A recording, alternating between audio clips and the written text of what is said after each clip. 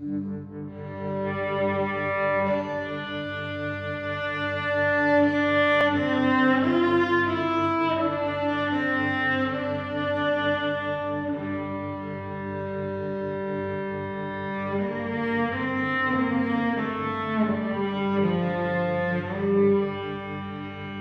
you for coming.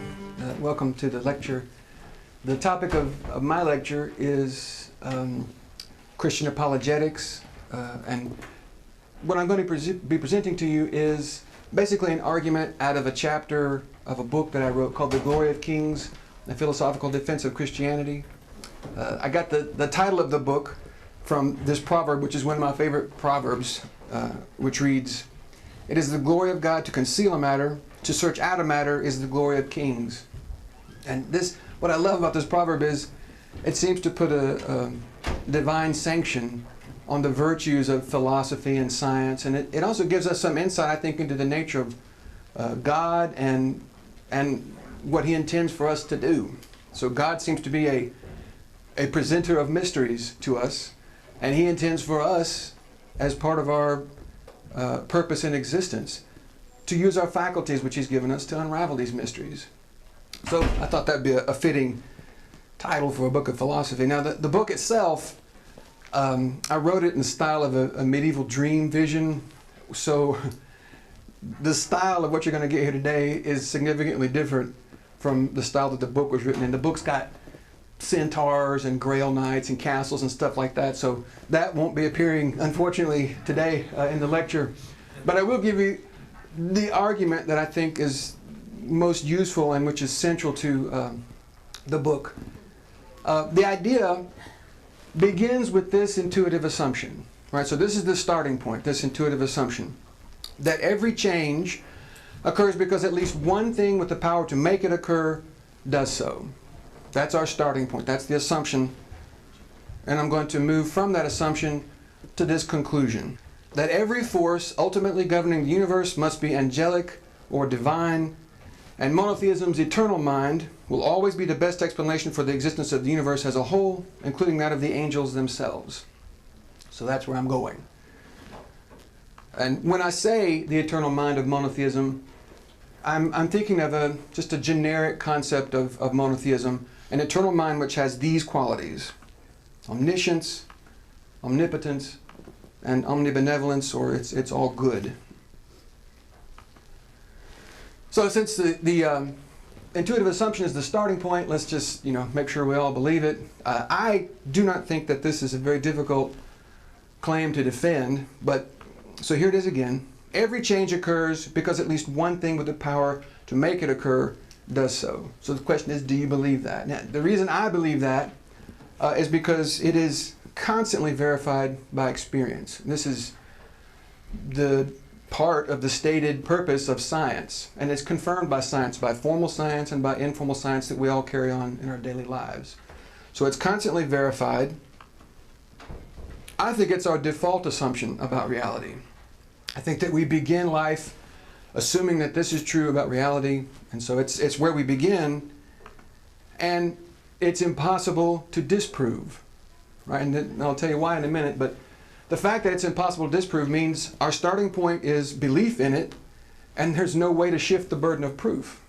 So, now the reason it's impossible to disprove this is because every attempt to do so will wind up being what we call an argument from ignorance. I don't know if you're familiar with this, but this is a classical fallacy of informal logic, and in this particular case, it looks like this.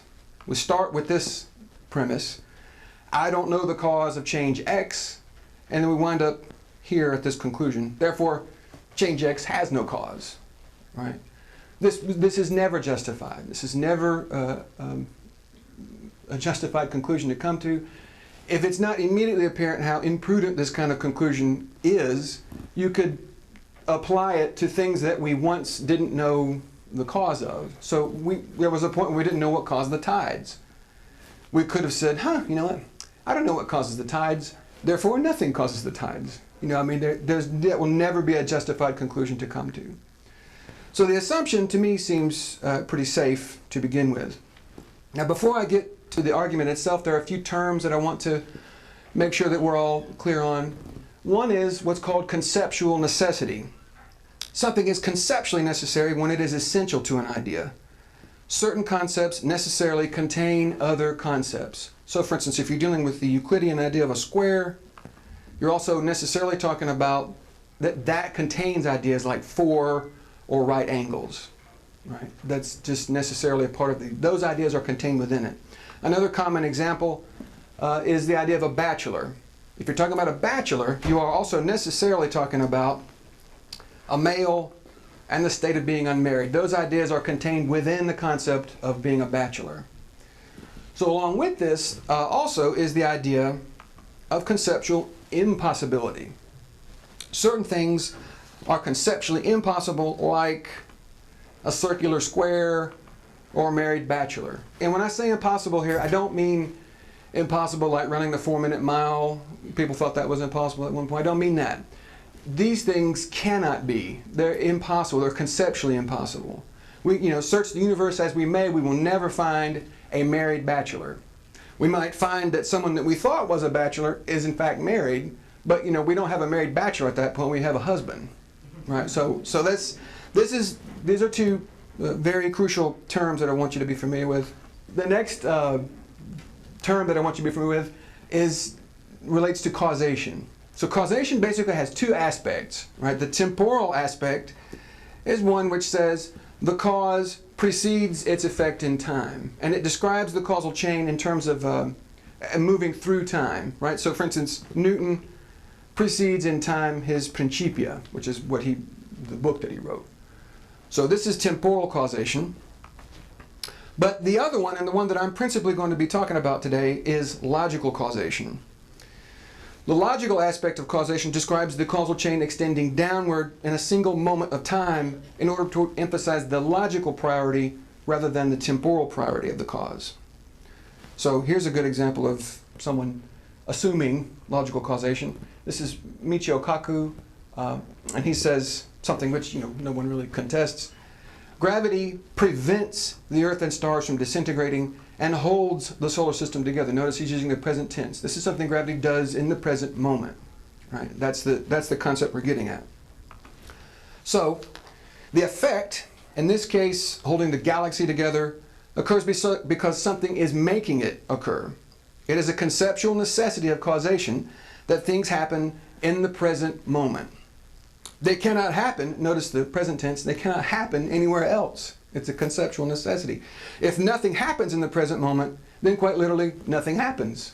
And the whole concept of causation assumes that things happen. So that's where things actually happen in the present moment. This is another term that I wanted to clarify for everybody. The idea of an efficient cause. You may have heard of efficient causes before. An efficient cause, I'm not going to use the term efficient anymore after this. I just want you to know that's what I'm referring to. But an efficient cause is a cause that actually produces the effect. Right? And so here I have 3 agents, 3 things that are acting, that are doing something in this picture, for instance. The nail acts, the hammer acts, and the carpenter acts. They're all 3 doing something. The nail moves into the wood, but it does not cause its own actions. The hammer causes the nail's actions. What causes the hammer's actions? The carpenter causes the hammer's actions. What causes the carpenter's actions? Well, if you define the carpenter as the ultimate cause in this causal chain, then you're saying that he is causing his own actions because you're not positing the existence of another agent beyond him to account for them. Right? If you define him as the ultimate cause, you're saying basically he's causing his own actions. Right? So those are some terms that you will need to refer to as we proceed. Now, if you're an atheist and you believe in logical causation, in other words, if you accept the assumption that we started with and you believe in logical causation, you have to defend one of 2 claims. Either the ultimate cause responsible for the origin and operation of the universe is mindless, this is one claim that you have to defend, or there is no logically ultimate cause of these effects. In other words, that the causal chain regresses infinitely. There is no ultimate cause. So either the ultimate cause is mindless, or there is no ultimate cause. The alternative is to believe that a mind is doing this. So, and that's very difficult to distinguish that from theism at that point. So let's examine the first claim, which was the ultimate cause responsible for the origin and operation of the universe is mindless. And I just would like to concede at the very beginning that either the logically ultimate cause of any change is a mind or it isn't. There are no other alternatives. It's either a mind or it's not. So that's the question. Is it a mind or not? And more specifically, what I mean is, do ultimate causes choose to act? Because if they do choose to act, then they are of necessity minds. Minds are things that choose, right? Choice implies a mind, just as bachelor implies being unmarried. Now, the concept that I'm dealing with here is libertarian free will. That's what I mean when I say choice. And this is the definition of libertarian free will. To act without being causally determined to act by anything beyond oneself. So, and if you look at the picture, I drew that myself, by the way. So, if you look at the picture there, the guy who is falling is not choosing, right? He is not the cause of that action. He's being caused to fall by something other than himself. If you believe the other guy is not being caused to climb in a similar way, then you believe he is causing his own actions. He's choosing to act. That's just to illustrate this definition of what it, of the idea of causing your own actions is to choose. Now this leads us to a conceptual necessity, right? Ultimate causes must be minds of necessity. By definition, that's what they are. To act without being caused to act by anything beyond oneself, that is to be an ultimate cause. That's the definition of an ultimate cause, and that is conceptually indistinguishable from choosing to act. So to be an ultimate cause is to choose to act, is to be a mind. Which also leads us to a conceptual impossibility. Mindless things that choose to act, that is a conceptual impossibility. So the idea of a mindless ultimate cause is as impossible as a circular square. It's in the same category. It's that impossible. Things that cannot choose to act are intrinsically passive, just as bachelors are intrinsically unmarried. Right? It's a conceptual necessity. By definition, that which cannot choose to act only acts while and in the manner that something else causes it to act. This is just a matter of conceptual necessity. Now, I think that we've accepted this erroneous idea that mindless things can cause their own actions on the bad analogy of machines. A machine, like a clock, for instance, may operate independent of its maker, and from this we have inferred that machines cause their own actions. But clocks do not cause their own actions any more than hammers do. Machines act because the forces of nature cause them to act. For instance, a windmill may move independent of its maker, but it does not cause its own actions. Right? So, the first claim of atheism, therefore, cannot be true. If there is an ultimate cause responsible for the origin and operation of the universe, it must be a mind, if there is one. So, the next question is there one? This is the second claim that atheists have to defend. If they don't defend the first one, they have to defend this one. That there is no logically ultimate cause of these effects. That the causal chain just regresses infinitely. So that's the question we have to answer. Can a causal chain regress infinitely? And I think before I answer that, I want to approach it, I'm going to introduce Occam's razor and just apply it to the problem initially, just to introduce you to the idea. William of Ockham was an English Franciscan. He was one of the most influential philosophers of the Middle Ages. But the principle of thought which bears his name predates him into antiquity and probably into prehistory. I mean, it's a pretty obvious principle of thought. I think it doesn't require much thinking to see the truth of it. The razor part of the term refers to cutting away unnecessary parts of an explanation.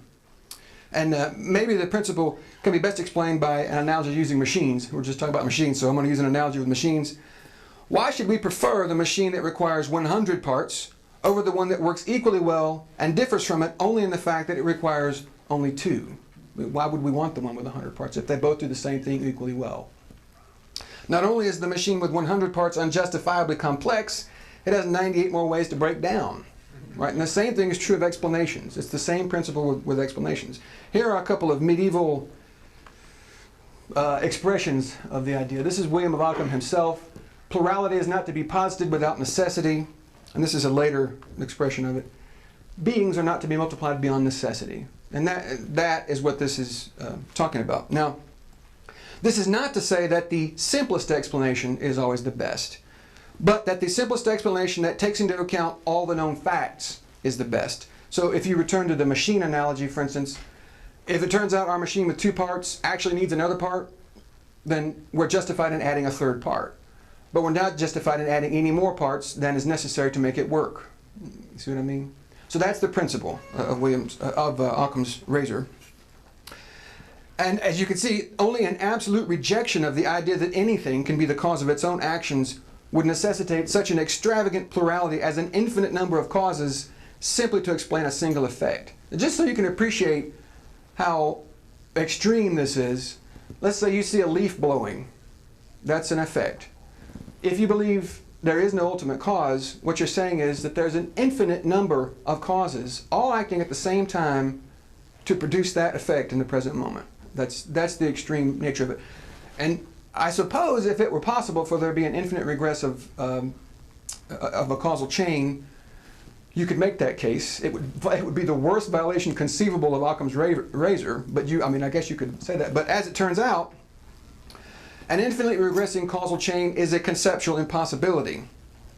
As an illustration of the point, imagine a group of flammable things.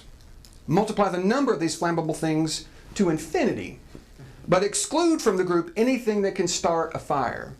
So you've got an infinite number of things that could potentially burn, but nowhere in this group is anything that can actually start a fire. Now, no reasonable person would expect that group of things to be burning. Right? There's no reason to think that they would be burning. Similarly, if reality does not include at least one real thing capable of causing its own actions, of starting a causal chain, we should not expect to find anything happening, even if the group of real things is infinite in number. So this brings us to this conclusion. Therefore, the second claim of atheism cannot be true either. No causal chain can regress infinitely. This is a conceptual necessity. If causation implies an ultimate cause, the concept itself. There has to be at least one ultimate cause, and this means every causal chain has to originate in at least one mind. It also means that there must be an uncaused mind which rationally grounds the whole causal process. Now, why does it have to be an uncaused mind, an uncaused cause? Because nothing can bring itself into existence. And if all ultimate causes are caused to exist by prior ultimate causes, then we still have an infinitely regressing causal chain. So, therefore, there must be one ultimate cause which is itself eternal and uncaused, just to make sense of the whole causal process. Now, I'm going to use Occam's razor here, now that we're familiar with it, to answer this question.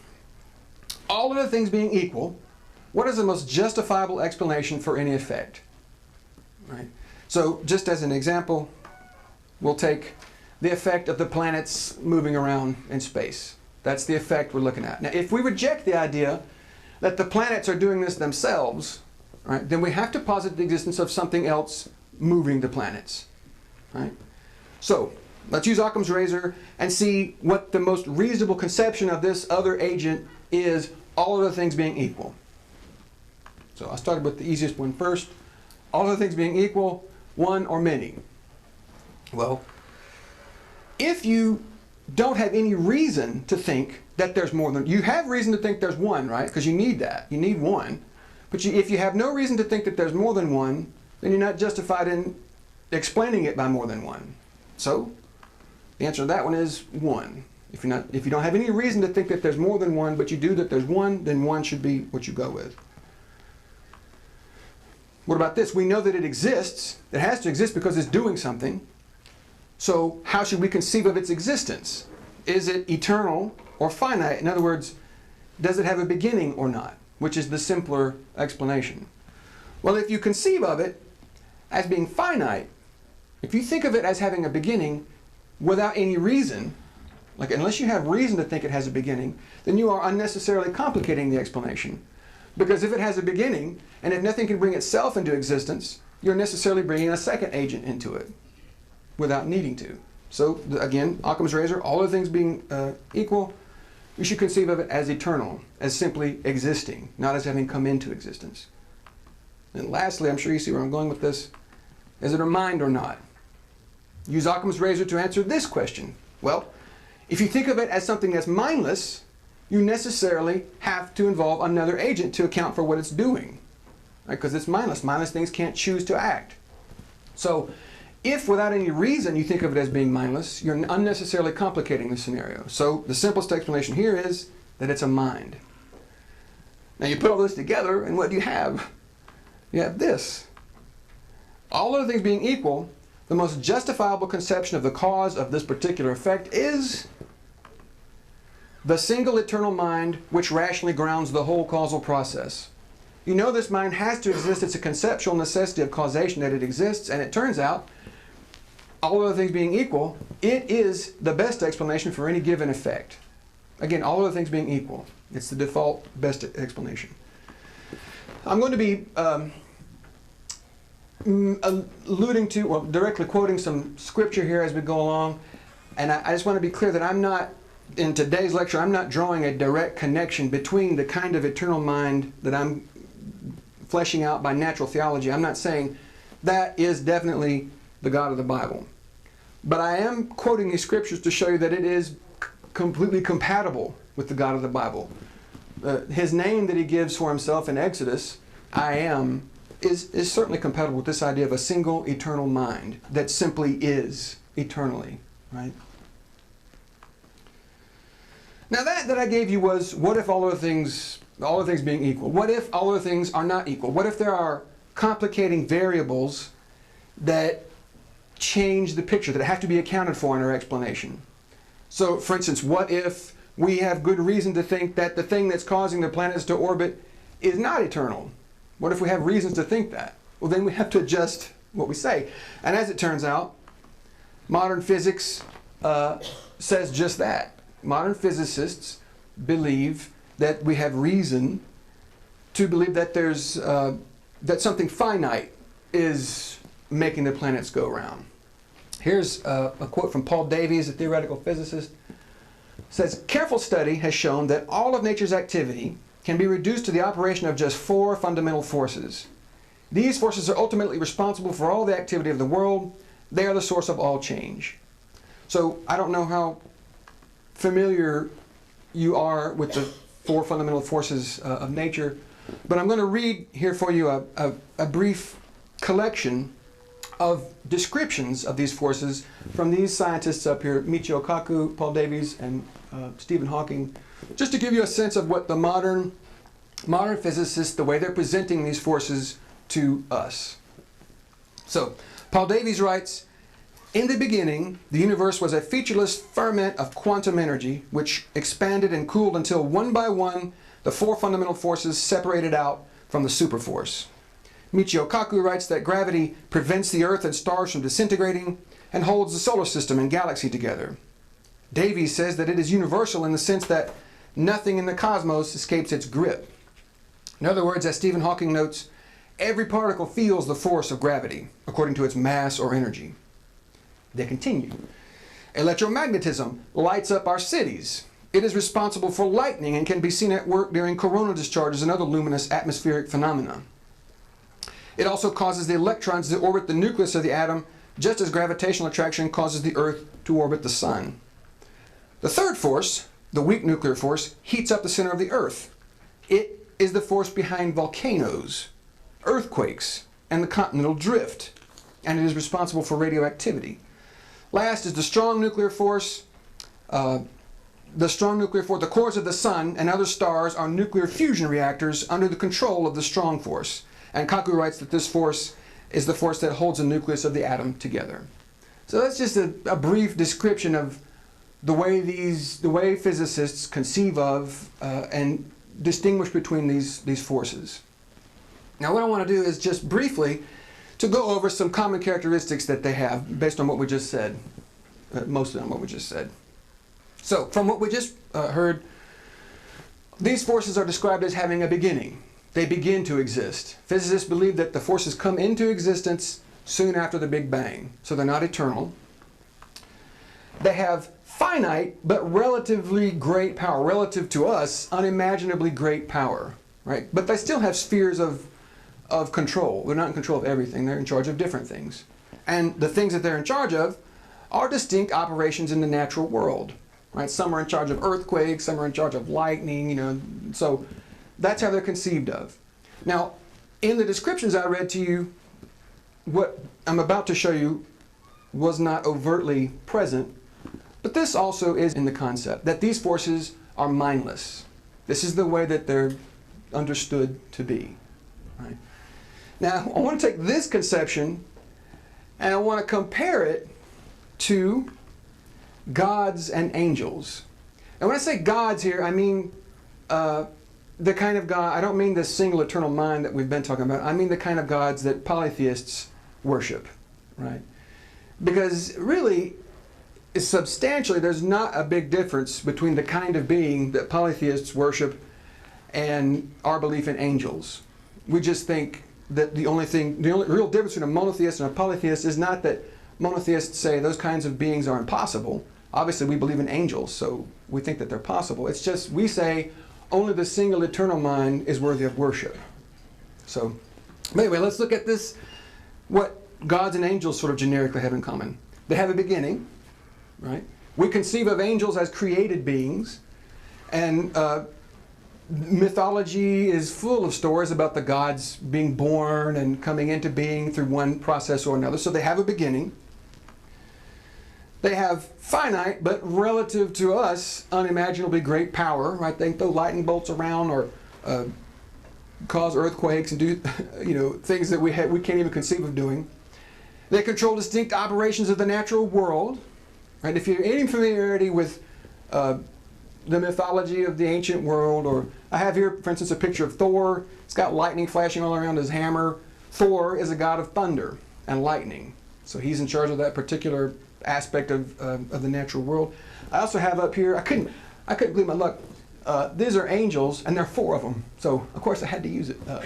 But anyway, these angels are being conceived of as making the heavens turn. So they're doing something, and in the Bible as well, we see angels being described as holding back winds and affecting the natural world in this way. The only difference, really, is that these kinds of beings we think of as being minds, as choosing to act, as opposed to the forces of nature. So the question is, which one should we go with? And I think the answer is clear to me. I'll go back to Paul Davies' statement. Careful study has shown that all of nature's activity can be reduced to the operation of just 4 fundamental forces. These forces are ultimately responsible for all the activity of the world. They are the source of all change. So if we think of them as being ultimately responsible, we have to think of them as minds. I think possibly if there's any reservation about accepting this idea, it comes from something like this statement. They behave so predictably. They always do the same thing. Gravity always does the same thing. Surely it's not a mind, you know? I mean, my goodness. But that cannot be an argument against there being minds. Why? Because we are minds. So we know from the inside that a mind is capable of coming up with rules and following those rules with regularity, with varying degrees of regularity that can be predictable. And we know that minds can do this. The only difference is one of degree. It's just a matter of degree. And the regularity of behavior that makes one's actions predictable cannot imply mindlessness in an agent regardless of degree, just as the presence of hair on an animal, regardless of degree, cannot be taken as a sign that the animal is not a mammal. That's a sign that it's a mammal, right? So we wouldn't reject this orangutan here as a mammal because he's got a lot of hair. You know, that makes no sense at all. That's a quality of mammals to have hair. So regardless of degree, if you've got a lot of hair or little hair, that's something you'd expect from an animal, a mammal, right? So now I'm not unsympathetic to this question. I think it's very interesting. And I have a suggestion for for a possible explanation for why they behave so regularly. If our ability to learn and choose is anything but an absurdity, we must exist in an environment which reacts to our decisions in predictable and regular ways. So for instance, I have a picture of some beautiful water.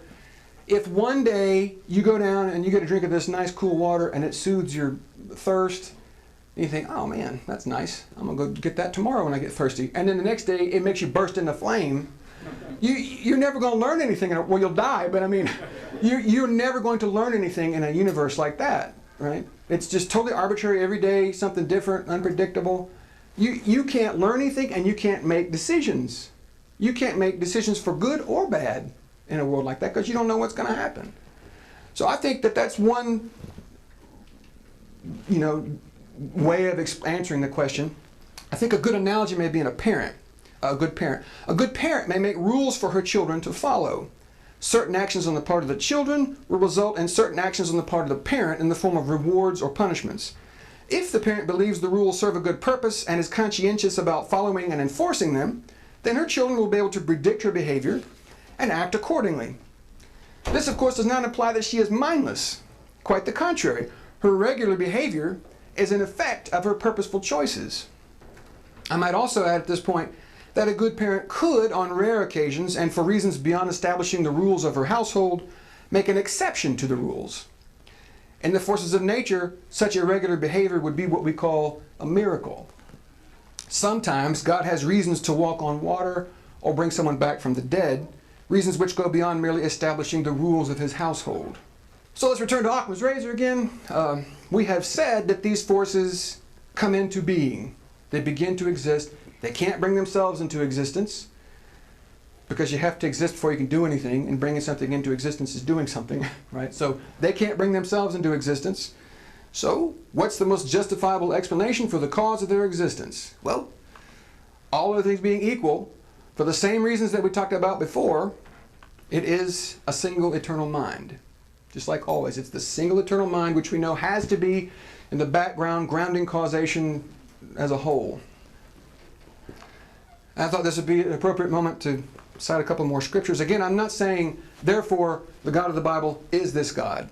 But I do want to point out that the God of the Bible is entirely compatible with what we've been describing as a single eternal mind. In Colossians we read, "For by him all things were created, both in the heavens and on earth, visible and invisible, whether thrones or dominions or rulers or authorities. All things have been created by him and for him." And Nehemiah says, "You made the heavens, even the highest heavens, and all their starry host, the earth and all that is on it, the seas and all that is in them. You give life to everything, and the multitudes of heaven worship you." So again, this is a conception of God which is entirely compatible with what we get in Scripture. Now, what is conceptually necessary for a single eternal mind? We have posited the necessary existence of this single eternal mind. What does that imply? Is there anything that we can unpack from the concept of an eternal mind? What other qualities can we assign to it?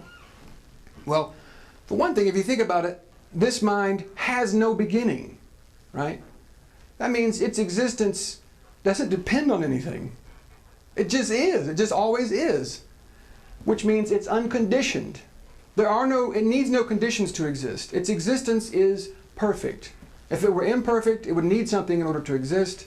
If it were conditioned, it would need something in order to exist. But we're saying that this thing as a conceptual necessity has no beginning. So it just exists. So this is a quality which it possesses. And what is implied by a perfect mind? A perfect mind is omniscient. Imperfect minds have some knowledge. A perfect mind knows all that can be known. Being eternal and the source of all knowledge, it does not learn, it simply knows. The knowledge possessed by an imperfect, contingent mind is limited and derivative, since its very being, as well as its faculty to know, must ultimately come from the perfect eternal mind. It is omnipotent, because one posits this uncaused mind as the absolute ultimate cause. One must conceive of it as controlling all of its own actions, since conceptually one is not positing any cause that is logically prior to it. So it's causing all of its own actions. There's nothing beyond it making it do stuff. The perfect mind, therefore, is omnipotent in that it causes all of its own actions. As such, it is the source of all power. For a finite, contingent mind cannot cause all of its own actions. Fundamentally, it does not cause the act of its own coming into being. Right? Nobody here was in charge of bringing yourself into existence. There are certain things that go along with that fact. Thus, all of its power to act, not to be confused with its free will use of that power, is ultimately derived from this perfect mind. All power to act ultimately comes from this mind. It can't come from anywhere else. Conceptually, that's where it comes from. And then lastly, the perfect mind has to be omnibenevolent. Conceptually, the perfect mind must be all good. If we accept that moral beauty is objective, then we ought to concede that a mind is less imperfect to the degree that it is good. And one must see the perfect mind as one whose actions are all morally beautiful. Even those who do not believe that such a mind actually exists often tacitly concede that absolute moral beauty is implied in the concept of a perfect mind. One simply cannot conceive of a mind that is at once perfect and riddled with vices like cowardice and cruelty. You just can't put those two things together like a circular square. They don't go together. It is this omnibenevolence, of course, that makes such a mind worthy of worship. And I thought it would be fitting to close by pointing out that we have arrived by natural theology at a conclusion which agrees yet again with the biblical concept of God. So this is from the book of Psalms. For the Lord is good, and his love endures forever. His faithfulness continues through all generations. Thank you. Thank you very much. Thank you all for coming.